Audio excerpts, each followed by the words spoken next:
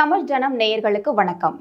இன்று நம்முடன் இணைந்திருக்கும் சிறப்பு விருந்தினர் ஆன்மீக பேச்சாளர் திரு பரசுராமன் அவர்களை வரவேற்று நம் நிகழ்ச்சிக்குள் செல்லலாம். ஐயா வணக்கம். தமிழ் ஜனம் நேயர்களுக்கு அன்பு வணக்கங்கள். ஐயா, வால்மீகி ராமாயணம் கேள்விப்பட்டிருக்கிறோம், கம்ப ராமாயணம் கேள்விப்பட்டிருக்கிறோம்.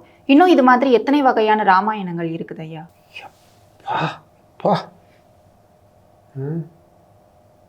ஆன்மீகத்தை பற்றி பேசினால அது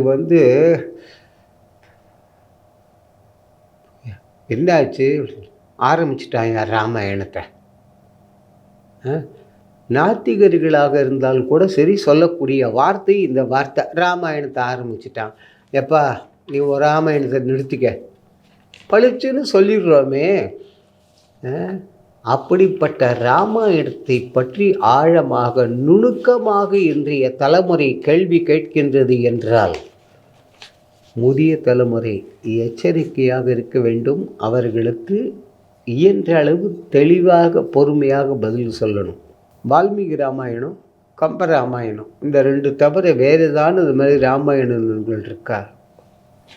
உன்னுடைய ஆர்வத்துக்கு நன்றி. ராமாயணம் நமக்கு தெரிஞ்சது 1-2 தான். ஆனால் 120 ராமாயணங்கள் உண்டு. ஞாபகம் வச்சுக்கணும். நிறைய இருக்குது. வால்மீகி ராமாயணம், கம்ப ராமாயணம், எழுத்தச்சன் எழுதினது. அப்புறம் அந்த பம்ப ராமாயணம்னு அது ஒன்று, துளசி ராமாயணம் ஒன்று இருக்குது, ஆனந்த ராமாயணம், அத்தியாத்ம ராமாயணம், அற்புத ராமாயணம், ஆல்கா ராமாயணம்னு ஒரு ராமாயணம் உண்டு. தமிழில் இந்த சொற்பொழிவாளர்கள் வால்மீகி ராமாயணப்படி மயில் ராவணன் கதை என்று ஒன்று சொல்லுவோம். மயில் ராவணன் கதை. இந்த மயில் ராவணன் கதை வால்மீகி, கம்பர் அதிலெல்லாம் கிடையாது. ஆனால் மயில் ராவணன் கதை ஓரளவுக்கு இன்னைக்கு சில பேர்கிட்ட மக்கள் மத்தியில் பிரபலமாக இருக்குது. அப்படின்னா அது அந்த ராதேஷ்யாம ராமாயணம்னு சொன்னேன் பாருங்கோ, அதில் இருக்கு. இதே போல அருணகிரிநாதரின் ராமாயணம்னே ஒரு நூல் உண்டு. வால்மீகி, கம்பர் இவர்களெல்லாம் சொல்லாத தகவல்களை அருணகிரிநாதர் அவர் திருப்புகழில் அந்த தகவலை கொட்டியிருக்கார். அது அருணகிரிநாதரின் ராமாயணம். தியாகராஜ சுவாமிகள் வால்மீகியினுடைய மறு அவதாரம்பாங்க.